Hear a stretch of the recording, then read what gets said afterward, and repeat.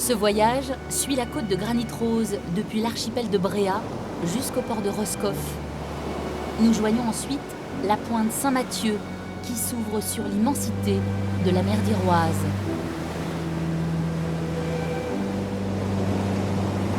Quelle que soit la météo, la navigation au nord-ouest de la Bretagne est délicate à cause des récifs qui percent l'océan. Mais le bateau est l'unique moyen de rejoindre l'archipel de Bréa sur lequel nous faisons cap.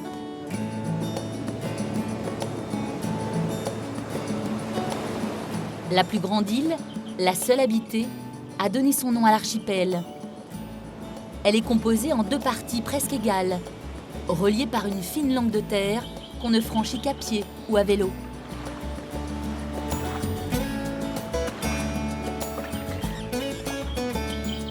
Le microclimat qui règne sur Bréa convient aux hommes, à la faune et toute espèce de plantes jusqu'aux plus exotiques.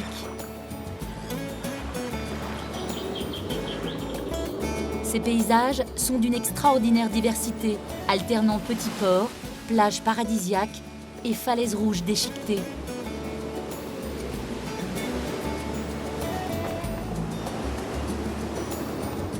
Au total, l'archipel de Bréa compte 88 îles et îlots.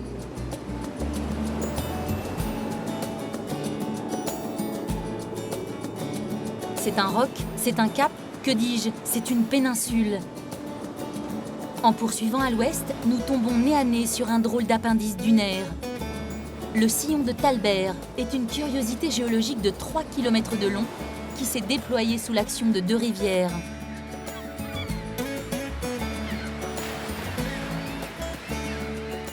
À quelques encablures, l'île d'Air a retrouvé le sourire depuis que les stocks de déchets mazotés qui avaient pollué ses côtes dans les années 70 en ont été retirés.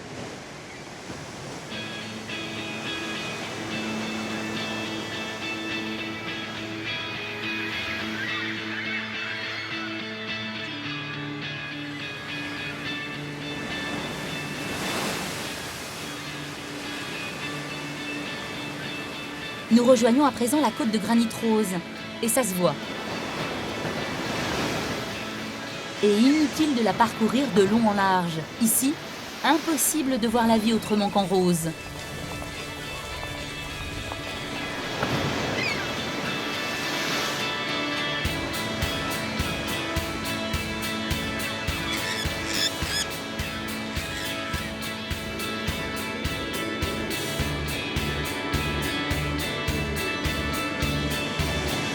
Les édifices aussi ne dépareillent pas. Ils ont également été construits avec cette pierre granitique composée des minéraux qui lui donnent cette teinte unique. C'est le cas du phare de Ploumanard ou du château de Costaérès à Perros-Guirec.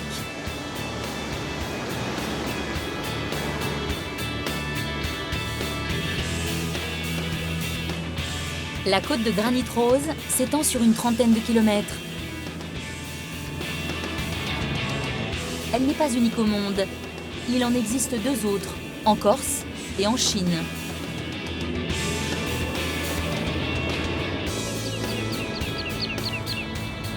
Avant de poursuivre notre navigation vers l'ouest, voici une perle enfouie dans les tréfonds du pays du Trégor.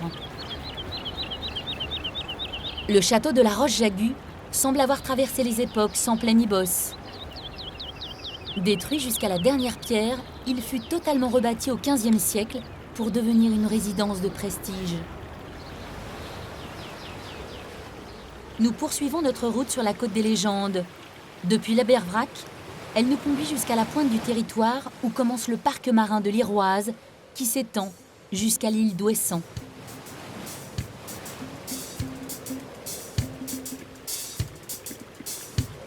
Roscoff est un ancien abri de corsaires d'où partaient les marchands d'oignons qui font encore la réputation de la cité balnéaire.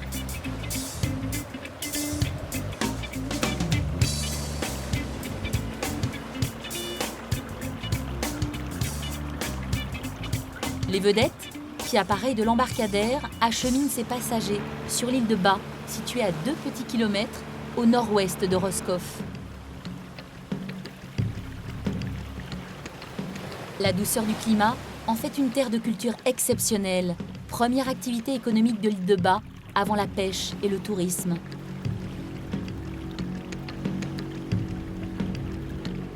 Nous évoluons à présent au-dessus de la côte des légendes.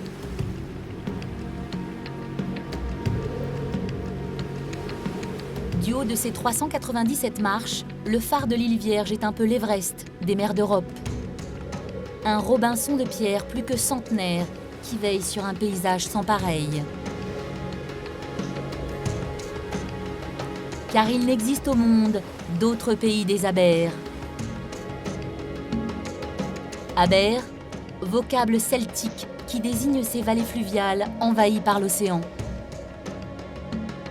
Il y en a 3, presque côte à côte. Mais les plus profonds sont l'Aber Benoît et l'Aber Vrac. Ce dernier prend sa source 34 km en amont, où plusieurs siècles auparavant naissait la légende du pont du diable.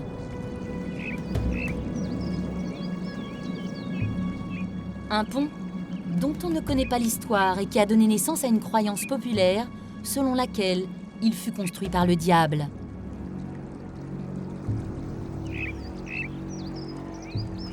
Pauvre diable, abusé ici sur des centaines d'autres rivières où des ponts d'origines inconnues ont engendré la même légende. À marée haute, seules de petites embarcations peuvent mouiller dans l'Aber Benoît. Contrairement à l'Aber Vrac où les porte-conteneurs appareillent régulièrement.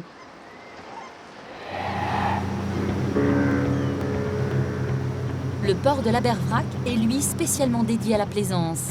Il y flottait d'ailleurs cet après-midi-là, comme un air de vacances.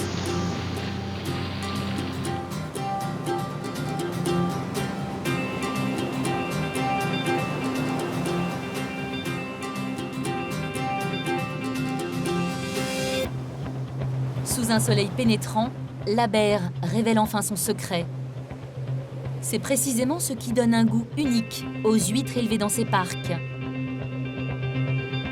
Un mélange subtil d'eau douce et d'eau de mer, propre aux abers, qui n'en font ni véritablement des estuaires, ni des rias ou même des fjords, mais seulement des abers.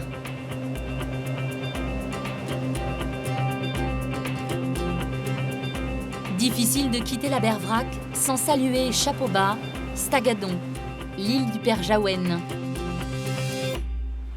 La réputation du prêtre bienfaiteur a fait le tour des océans, comme son fameux 3-mâts, le Bel Espoir.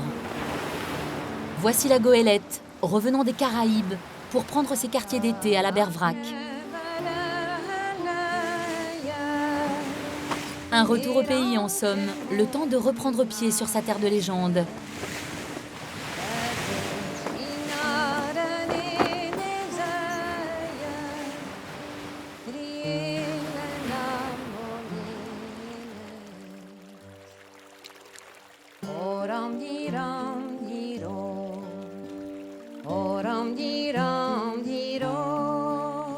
Les abers foisonnent d'algues, réunissant plusieurs espèces, le goémon. Il subit toutes sortes de transformations. Ainsi, il est utilisé pour en faire des produits cosmétiques. Un restaurateur installé dans les abers ramasse les algues avec lesquelles il confectionne des mets que ses clients dégustent face à l'océan.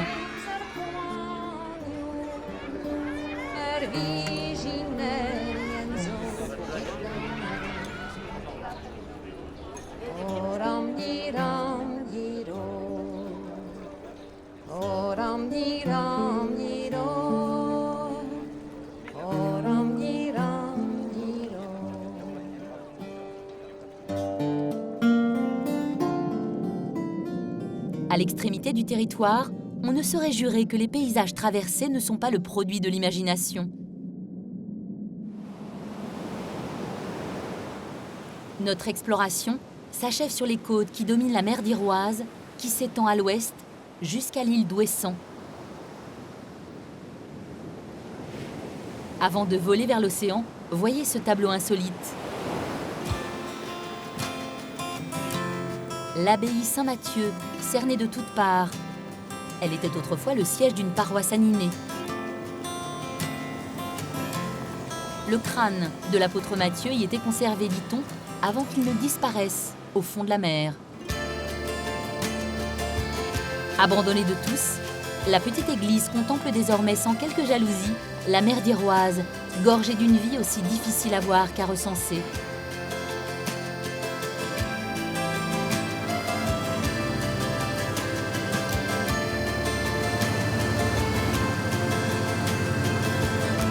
Presque aussi silencieux qu'un planeur, l'avion de reconnaissance du parc marin de l'Iroise effectue justement ce jour-là une mission de comptage de phoques.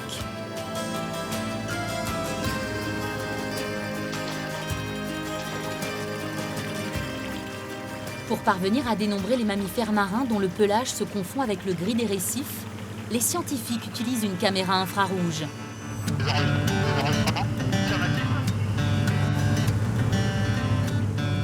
Les phoques, à travers leur objectif, sont aussitôt débusqués.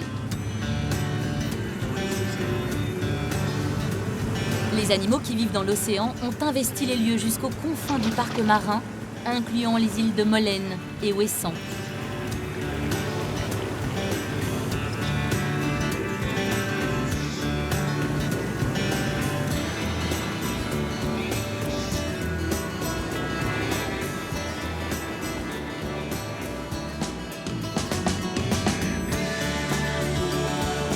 Ouessant est située à une vingtaine de kilomètres des côtes. L'île est signalée par 5 phares. C'est dire le danger qu'elle présente dans cette zone où la mer est particulièrement agitée. La tour radar, incontournable sur l'île, permet la surveillance des navires à des kilomètres à la ronde.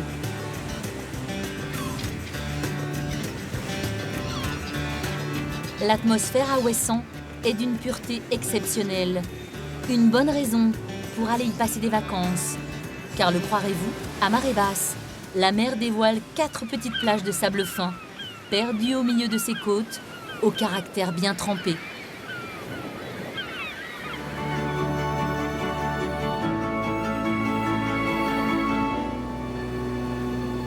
Ce voyage suit en partie le littoral du sud de la Bretagne. Avant ça, nous aurons contourné l'intérieur de la rade de Brest jusqu'à atteindre la pointe du Raz, d'où nous rejoindrons le golfe du Morbihan.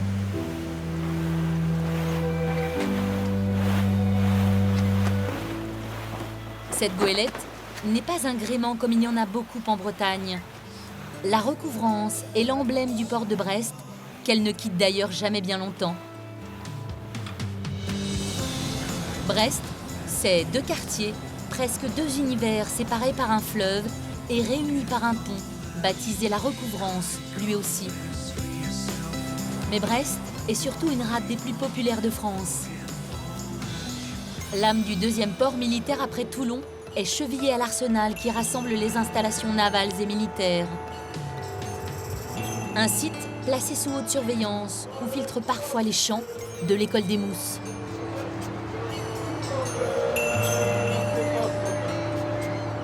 Les amours, ça va, ça vient. Un baiser, c'est une affaire. Surtout quand personne n'en sert. Les moussaillons vont gonfler les effectifs de la Marine nationale pour marcher dans les pas de leurs aînés, des rêves de contrées lointaines plein la tête. À 100 lieues des cœurs battants sous l'uniforme, les Lornes coulent des jours tranquilles. D'autant que la rivière s'achève en cul-de-sac à Landerneau, où subsiste l'un des derniers ponts habités de France.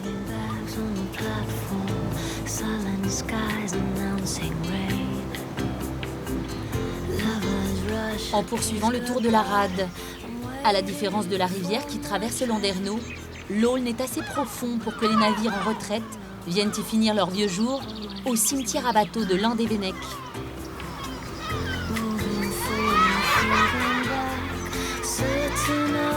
En amont du fleuve, une seule devise, place aux jeunes. Le nouveau pont de Téréné est le dernier né d'une famille de 3 générations. Il a été conçu de forme arrondie pour adoucir la jonction avec la route menant à la presqu'île de Crozon.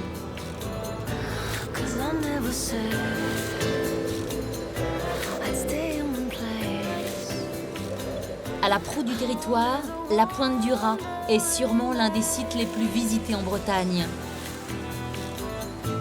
Le phare de la Vieille, à l'avant-poste, tient debout malgré le tumulte du Raz de Sein, la plus mauvaise passe des côtes françaises que les pêcheurs d'ici franchissent allègrement.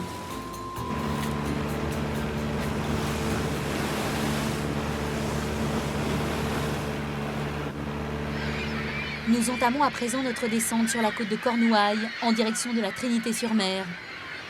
Nous ferons escale à Concarneau après avoir contourné la pointe de Pinmar, signalée par le phare d'Eckmühl. Sa tour en roche de magma lui confère une solidité à toute épreuve.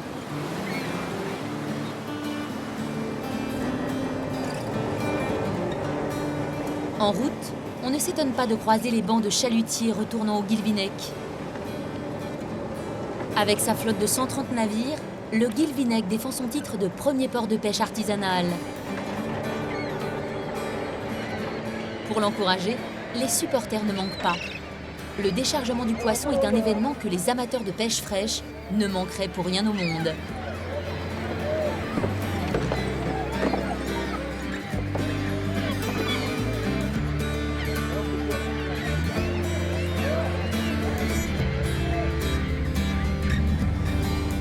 Si la crise de la pêche a épargné Guilvinec, ailleurs, l'aventure s'est terminée en queue de poisson.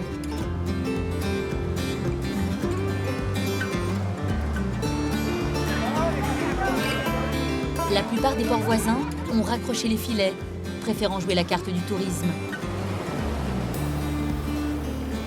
C'est précisément le cas de Bénodet, qui lance désormais ses lignes en direction des touristes, avec comme appât la richesse de son patrimoine.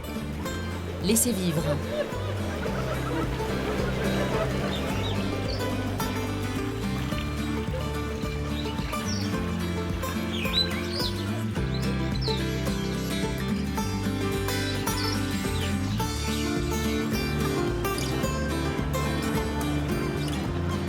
Amarré au cœur de la cité, son îlot fortifié en fait l'autre ville close de Bretagne après Saint-Malo.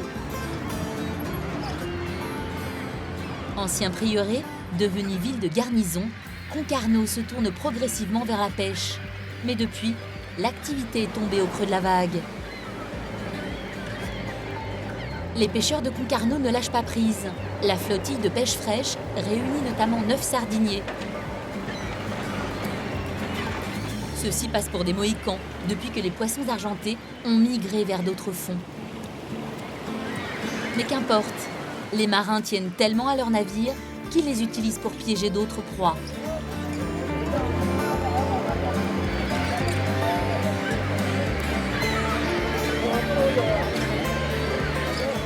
Le sardinier peut dérouler plusieurs centaines de mètres de filet. Et quand le piège se referme sur les bancs de poissons bleus, les bras de 7 hommes d'équipage ne sont pas de trop. Même quand il s'agit de rejeter à la mer une prise jugée insuffisante. Bien que figurant au rang des espèces menacées, les sardiniers sont ici dans leur élément. Difficile d'en dire autant de ce drôle d'oiseau.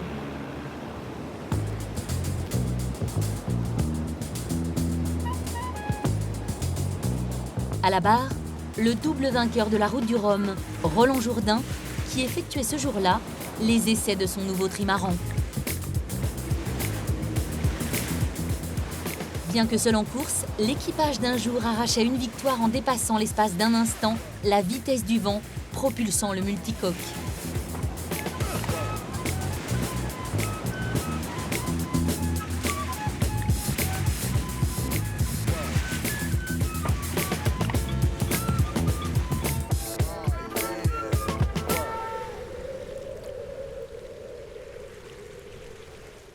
Au sud, l'archipel des Glénans passe pour la Mecque des écoles de voile en France.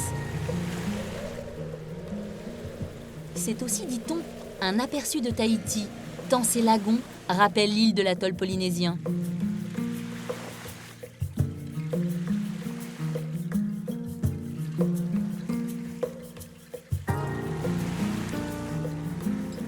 De retour sur le continent, enfoui dans l'arrière-pays, Pont-Aven, cité pittoresque s'il en est.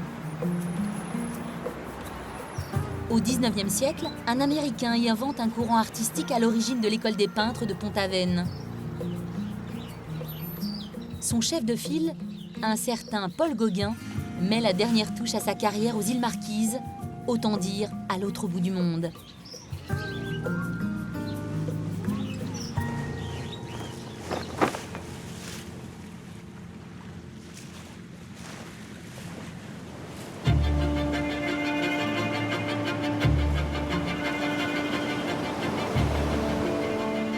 Si la mer requiert une vigilance permanente, l'arc de houle à l'entrée de la ria d'Etel est pour ainsi dire zone interdite.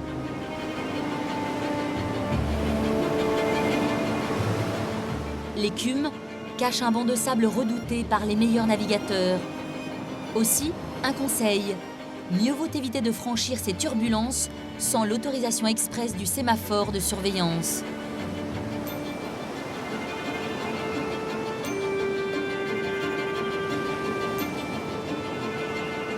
À l'ouest d'Etel, la baie de Quiberon est beaucoup plus accueillante. D'ailleurs, l'été, les plages suffisent à peine à contenir la population qui, en l'espace de 2 mois, est multipliée par 10. En remontant la baie de Quiberon, transparaissent les parcs ostréicoles. Ils s'étendent au-delà du visible sous des fonds que ne découvre jamais la marée. À Quiberon est cultivée la fameuse huître plate, élevée sur de nombreux autres parcs du littoral français. C'est ainsi plusieurs centaines de kilomètres de naissains qui sont déposés au fond de l'eau chaque année.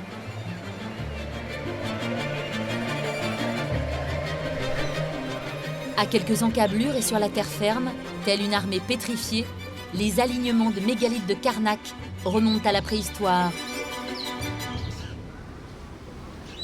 Les premiers menhirs auraient été taillés 6000 ans avant Jésus-Christ. Les colonnes stationnent sur 4 kilomètres. Un spectacle offrant bien des similitudes avec les rangées de pontons du port à flot de la Trinité-sur-Mer.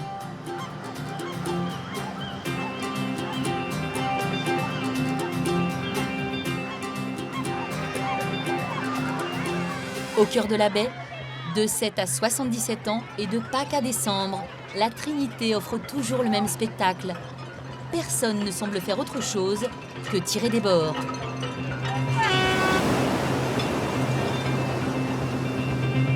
Plus de 20 régates prennent le départ de la Trinité chaque année, plus ou moins longues, plus ou moins courues. Aussi, ne faut-il pas s'étonner de voir les skippers naviguer dans un mouchoir de poche.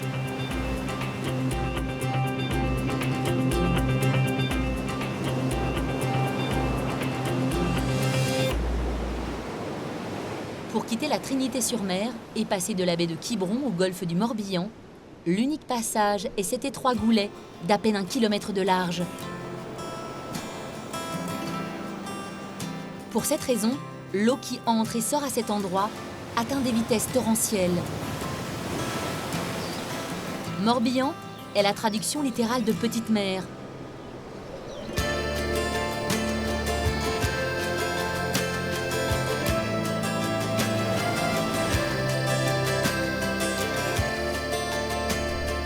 Un tiers de la surface du golfe est constitué de vasières qui font le bonheur des pêcheurs à pied. Beaucoup d'îles sont des propriétés privées, excepté Ars et l'île aux Moines, reconnaissable à sa forme en T. On ne sait d'ailleurs combien d'îles et d'îlots émergent dans le golfe du Morbihan. Mais le paysage est si féerique qu'on se plaît à croire la légende prétendant qu'elles sont aussi nombreuses que les jours d'une année.